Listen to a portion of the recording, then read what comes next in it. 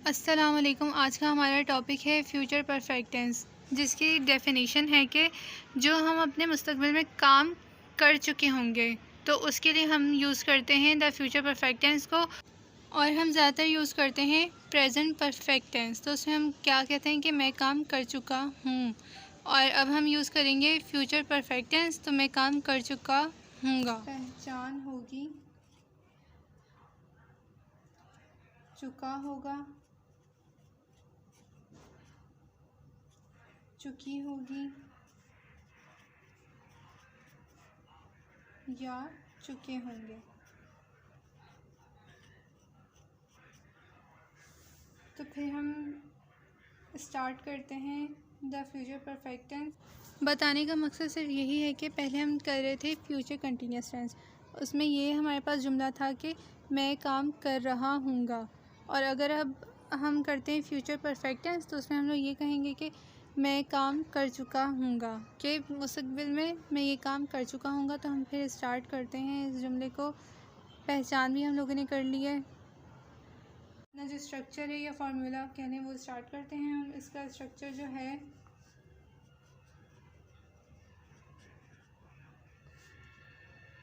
Subject plus will plus have plus third form of verb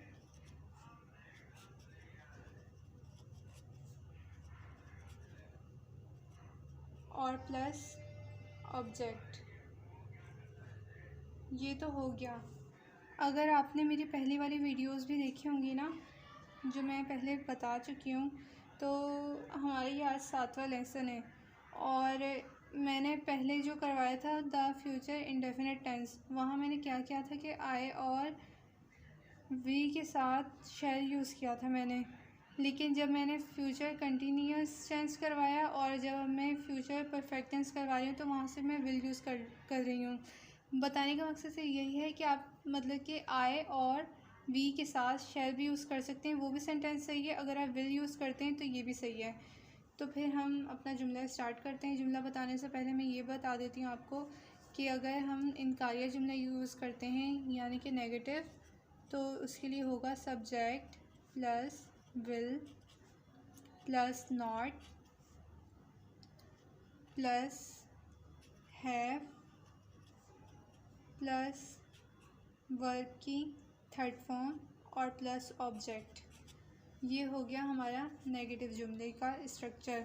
और अगर हम interrogative sentence के लिए लेते हैं स्ट्रक्चर, तो उसका क्या होगा कि विल हम स्टार्टिंग में लेंगे, सब्जेक्ट होगा तो वो बाद में आएगा, और फिर हम यूज़ करेंगे हैव, फिर होगी वर्ब की थर्ड फॉर्म प्लस ऑब्जेक्ट।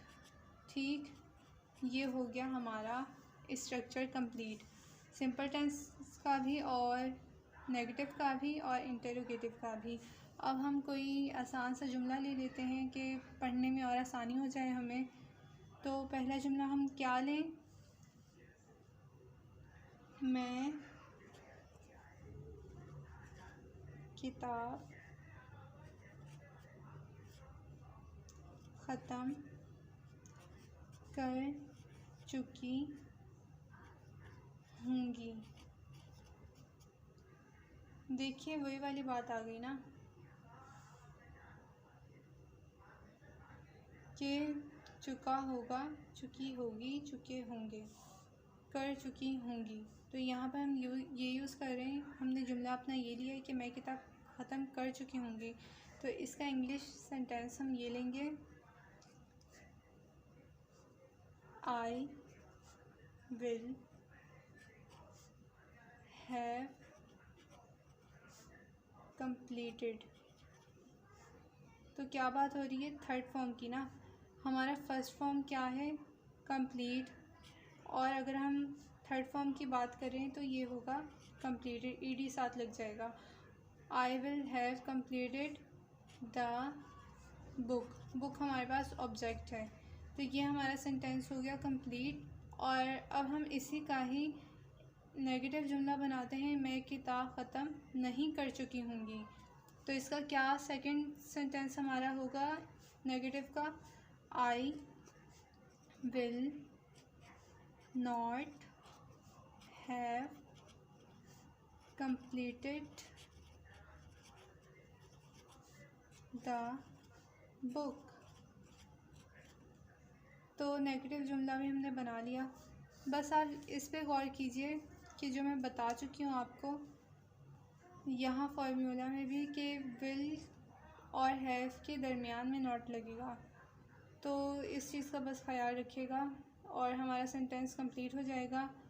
जैसे कि मैं पहले भी बता चुकी हूँ कि वर्ब की अच्छी तैयारी होनी चाहिए, उससे क्या होता है कि हम टेंस जो है ना अच्छे से पढ़ पाएंगे। और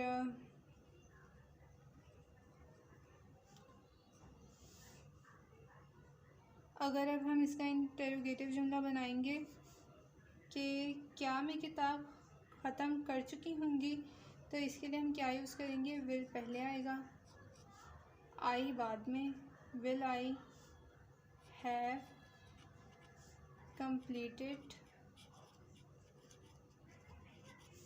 द बुक। और क्वेश्चन मार्क तो लाजमी है, इसके अलावा तो क्वेश्चन कंप्लीट हो ही नहीं सकता, तो ये क्वेश्चन मार्क आप लगाना ना भूलिएगा। अब हम अपना सेकंड सेंटेंस लेते हैं। तो नौकर खत पोस्ट कर चुका होगा। तो इसका इंग्लिश सेंटेंस हमारा ये होगा कि नौकर की बात हो रही है यानी कि सर्वेंट, द सर्वेंट, और हमारे यहाँ पर हेल्पिंग वर्ब क्या है, will have, will have. Post की बात हो रही है तो हम यूज़ करेंगे, पोस्ट तो हमने यूज़ कर लिया लेकिन थर्ड फॉर्म यूज़ करनी है, उसके साथ हम इस्तेमाल करेंगे ईडी, पोस्टेड द लेटर। और अगर अब हम इसका नेगेटिव जुमला बनाते हैं तो उसके लिए यूज़ करेंगे the servant will not have posted the letter. और इसका इंटरोगेटिव सेंटेंस ये होगा कि क्या नौकर ख़त पोस्ट कर चुका होगा, तो इसके लिए हम यूज़ करेंगे विल स्टार्टिंग में आ जाएगा और द सर्वेंट बाद में, विल द सर्वेंट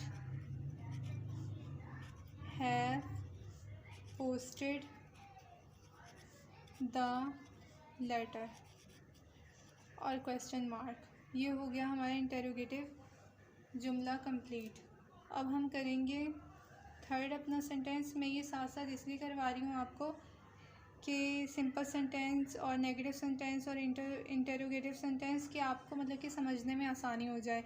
अगर अलग अलग करवाएंगे उससे क्या होगा, वैसे भी समझ में आएगा लेकिन जो बात है ना वो सही से मतलब कि जहन पे नहीं बैठ पाएगी। तो इसके साथ क्या होगा कि साथ साथ हमारी प्रैक्टिस हो जाएगी सिंपल सेंटेंस के साथ, नेगेटिव की भी और इंटरोगेटिव की भी। तो अब हम अपना थर्ड सेंटेंस लेते हैं।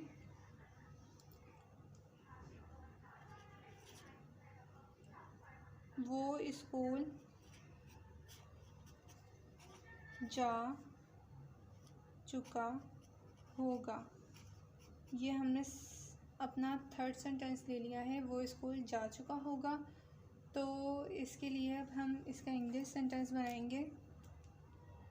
तो हमने जो थर्ड सेंटेंस अपना लिया था, he will have gone to school, तो इसका हम इनकारिया जुमला बनाएंगे, he will not have gone to school. ये हो गया हमारा सेंटेंस कंप्लीट कि वो स्कूल नहीं जा चुका होगा। तो ये हो गया हमारा सेंटेंस कंप्लीट। अब हम लेंगे इंटरोगेटिव सेंटेंस। उसके लिए हम यूज़ करेंगे कि विल स्टार्टिंग में आ जाएगा और ही बाद में, will he have gone to school. Will he have gone to school. ये हो गया हमारा इंटरोगेटिव सेंटेंस कंप्लीट। इसमें पता है किस बात की आसानी होती है कि अगर हम इंडेफिनिट टेंस करते हैं कोई सा भी, तो उसमें यह होता है कि जो इंटरोगेटिव और नेगेटिव सेंटेंस बना रहे होते हैं ना हम, तो उसमें बहुत सारी चेंजिंग आ जाती है सिंगुलर प्लूरल की वजह से। तो ये परेशानी ना हमें परफेक्ट टेंस में नहीं होती ज़्यादातर, या तो कंटिन्यूस में नहीं होती। बस स्टार्टिंग का ही मेरे ख्याल से थोड़ा सा मुश्किल होता है, लेकिन ये तो बहुत इजी है, इंशाल्लाह आप लोग अच्छे से कर लेंगे। और फोर्थ हम लेते हैं अब अपना सेंटेंस। फोर्थ सेंटेंस होगा हमारा, यहाँ हमने क्या बात की है, जाने की बात की है। अब हम ज़रा आने की बात करके देखते हैं कि वो सेंटेंस हम किस तरह से बनाते हैं। तो वो मार्केट से घर वापस आ चुके होंगे। तो इसका इंग्लिश सेंटेंस ये होगा कि फोर्थ, यहाँ पे देखिए आप कि ज़्यादा लोगों की बात हो रही है, होंगे, ज़्यादा लोगों की बात हो रही है, उसमें मैं शामिल नहीं हूँ, यानी कि हम यूज़ नहीं कर रहे हम यहाँ पर। तो क्या यूज़ करेंगे, दे, और हमारा हेल्पिंग वर्ब है will have. They will have come back.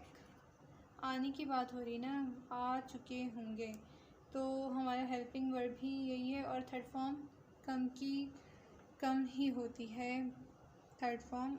तो क्या हमने सेंटेंस बनाया अपना, they will have come back at home ये रहा, घर वापस, घर आए ना वापस, एट होम फ्रॉम मार्केट, कि वो मार्केट से घर वापस आ चुके हैं। अगर हम अब नेगेटिव सेंटेंस बनाएंगे, वो मार्केट से घर वापस नहीं आ चुके होंगे, तो उसके लिए हम यूज़ करेंगे दे विल। सब वैसे ही रहेगा, बस एक चीज़ का इजाफा हो जाएगा, नॉट का। They will not have come back at home from market. अगर अब हम इसका थर्ड सेंटेंस यानी कि इंटरोगेटिव सेंटेंस बनाएं, क्या वो मार्केट से घर वापस आ चुके होंगे, तो इसके लिए यूज़ करेंगे हम will. They have come back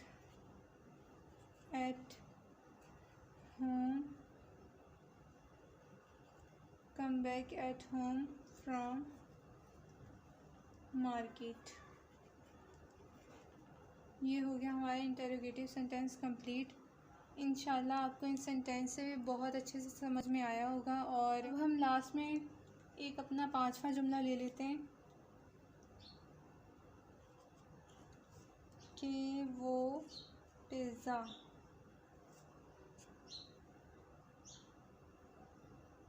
का ऑर्डर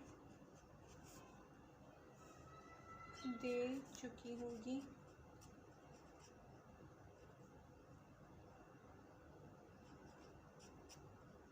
और अब हम इसका सेकंड यानी कि मतलब कि इंग्लिश सेंटेंस बनाते हैं, तो इसके लिए हम यूज़ करेंगे स्ट्रक्चर को, जो कि होगा हमारा, यहाँ पे शी की बात हो रही है यानी कि किसी फीमेल की, तो यहाँ पे हम यूज़ करेंगे शी। और हेल्पिंग वर्ब है हमारा will have she will have. और ऑर्डर कर रही है तो फिर यहाँ पर ऑर्डर्ड थर्ड फॉर्म यूज़ होगी, ऑर्डर्ड फॉर पिज़्ज़ा। ये तो यूज़ हो गया हमारा पिज़्ज़ा यहाँ पर, ऑर्डर फॉर पिज़्ज़ा। और अब हम इसका नेगेटिव सेंटेंस बनाएंगे तो वो हमारा होगा she will not have ordered for pizza.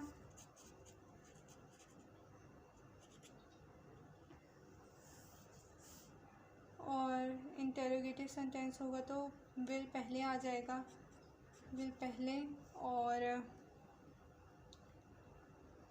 She बाद में। Will she have ordered for pizza. ठीक, ये हो गया हमारा इंटेरोगेटिव सेंटेंस कंप्लीट। इंशाल्लाह आपको समझ में आया होगा। और अगर आपको मेरी वीडियो ये पसंद आई हो तो लाइक, शेयर, कमेंट, सब्सक्राइब करना नहीं भूलिएगा। Thank you for watching. अल्लाह हाफ़िज़।